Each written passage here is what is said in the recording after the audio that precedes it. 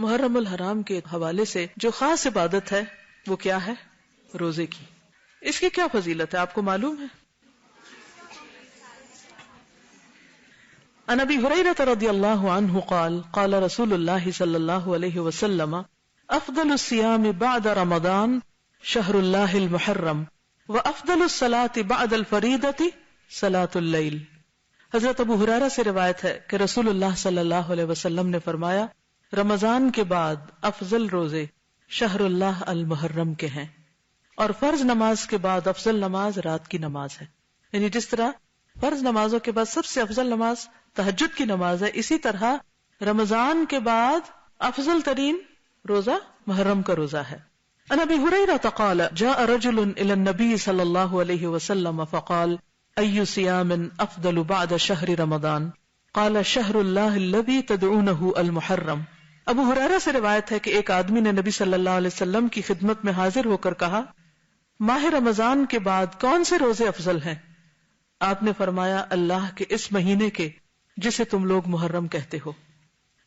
حضرت ابن عباس سے عاشورہ کے روزے کے بارے میں پوچھا گیا، یعنی خاص طور پر 10ویں محرم کا روزہ جو ہے.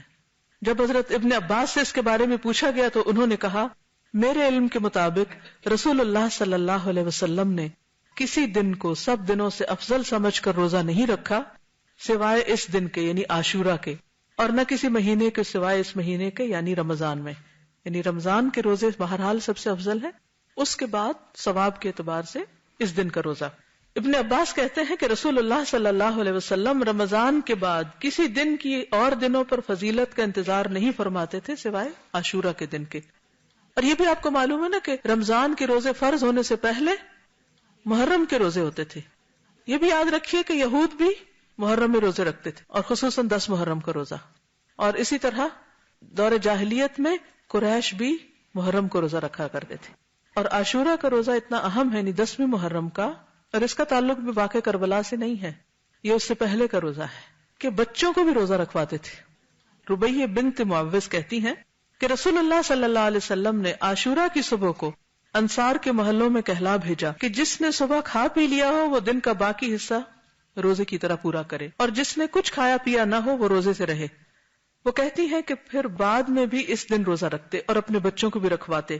انہیں ہم اون کے کھلونے دے کر بہلاتے، جیسے گڑیا وغیرہ ہوتے ہیں نا ہم کپڑے کے بناتے ہیں، تو وہ اون کے کچھ کھلونے وغیرہ بنا کے وہ بچوں کو دیتے کہ اس سے کھیلیں، اور ان کو بہلائے رکھتے. جب کوئی کھانے کے لیے روتا تو وہی دیتے یہاں تک کہ افطار کا وقت آ جاتا. اب یہ رونے والے بچوں کا روزہ ہے. کون سی عمر کے بچے ہو سکتے ہیں؟ بہت چھوٹے بچے. تو اب آپ دیکھ لیجیے آپ کے گھر میں چھوٹے سے چھوٹا کون ہے اور وہ کیا کرے گا. ان کو کس سے بہلانا ہے؟ آپ نے کوئی کھلونے وغیرہ رکھے ہوئے کہ نہیں، یا بنا کے رکھے ہوئے نہیں. امام زہری رحمۃ اللہ علیہ حالت سفر میں بھی عاشورہ کا روزہ رکھتے. یعنی ہو سکتا ہے آپ میں سے بعض لوگ ٹریولنگ میں ہوں تو وہ بھی سن لیں. ان سے کہا گیا کہ آپ رمضان میں سفر کرتے ہیں تو روزہ نہیں رکھتے. تو انہوں نے کہا بے شک اللہ تعالیٰ رمضان کے بارے میں فرماتے ہیں کہ اس کی گنتی دوسرے دنوں کی گنتی سے پوری کر لو، جبکہ عاشورہ کے بارے میں ایسا نہیں فرمایا کہ یہ روزہ تم کسی اور دن رکھ سکتے ہو، اس لیے اس دن رکھتا ہوں. حضرت ابو قتادہ کہتے ہیں کہ رسول اللہ صلی اللہ علیہ وسلم نے فرمایا صیام یوم عاشورہ احتسب علی اللہ ان یکفر السنۃ التی قبلہ. صحیح مسلم. نبی صلی اللہ علیہ وسلم نے فرمایا میں سمجھتا ہوں کہ اللہ تعالیٰ عاشورہ کے دن کے روزے کے بدلے گزشتہ 1 سال کے گناہ معاف فرما دے گا. ابو قتادہ ہی سے روایت ہے کہ عاشورہ کے دن کے روزے کے بارے میں پوچھا گیا تو آپ نے فرمایا یہ پچھلے 1 سال کے گناہوں کا کفارہ ہے. حضرت عبداللہ بن عباس سے روایت ہے نبی صلی اللہ علیہ وسلم مدینہ تشریف لائے تو یہود کو یوم عاشورہ کا روزہ رکھتے دیکھا تو پوچھا تم اس دن کیوں روزہ رکھتے ہو؟ انہوں نے جواب دیا یہ عظمت والا دن ہے، اس دن اللہ تعالیٰ نے حضرت موسیٰ اور ان کی قوم کو نجات دی تھی اور فرعون اور اس کی قوم کو غرق کر دیا. تو حضرت موسیٰ نے بطور شکر اس دن کا روزہ رکھا تو اس لیے ہم بھی یہ روزہ رکھتے ہیں. تو آپ نے فرمایا موسیٰ علیہ السلام سے تمہاری نسبت ہم زیادہ قریب ہیں، یعنی ہم زیادہ ان کو فالو کرتے ہیں، اس لیے نبی صلی اللہ علیہ وسلم نے خود بھی روزہ رکھا اور صحابہ کرام کو بھی روزے کا حکم دیا. لیکن یہود کی مشابہت سے بچنے کے لیے آپ نے 10 کے ساتھ 9 محرم کے روزے کو ملانے کی خواہش کا اظہار کیا. حضرت عبداللہ بن عباس سے روایت ہے کہ رسول اللہ صلی اللہ علیہ وسلم نے عاشورہ کا روزہ رکھا اور لوگوں کو بھی اس کے رکھنے کا حکم دیا. تو لوگوں نے کہا اللہ کے رسول صلی اللہ علیہ وسلم یہ وہ دن ہے جس کی یہود اور نصارہ عزت کرتے ہیں. آپ نے فرمایا جب اگلا سال آئے گا اگر اللہ نے چاہا تو ہم 9 تاریخ کا روزہ بھی رکھیں گے، لیکن اگلا سال آنے سے پہلے آپ کی وفات ہو گئی. تو اس سے پتہ کیا چلتا ہے کہ 9 محرم کا بھی 7 روزہ رکھے. بعض لوگوں نے 10 اور 11 کی بات کی لیکن وہ سند ضعیف ہے، اس لیے افضل کیا ہے 9 اور 10 کا روزہ رکھنا.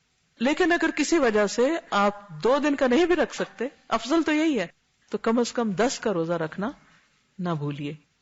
تو آج آپ نے کچھ سیکھا. کیا سیکھا؟ کیا آپ چاہتے ہیں کہ اور بھی سیکھیں؟ پھر آپ میں سے ہر ایک پہ لازم ہے کہ یہ پمفلٹ خود بھی پڑھے. جو میں نے باتیں کی اس میں سے بہت سی باتیں اس میں مختصراً ٹو دا پوائنٹ لکھی گئی ہیں، اور اس پمفلٹ کو کسی نہ کسی کو دیں اور پڑھ کر سنائیں اور اس تک پہنچائیں. یہ منیمم ہے. 7 بھی کر سکتے ہیں، 10 بھی کر سکتے ہیں، اور اس سے آگے جتنے چاہیں بڑھا لیں. ٹھیک ہے. اسی طرح اس ٹاپک پر کیسٹ بھی ہیں. سال نو کا پیغام بسلسلہ محرم الحرام.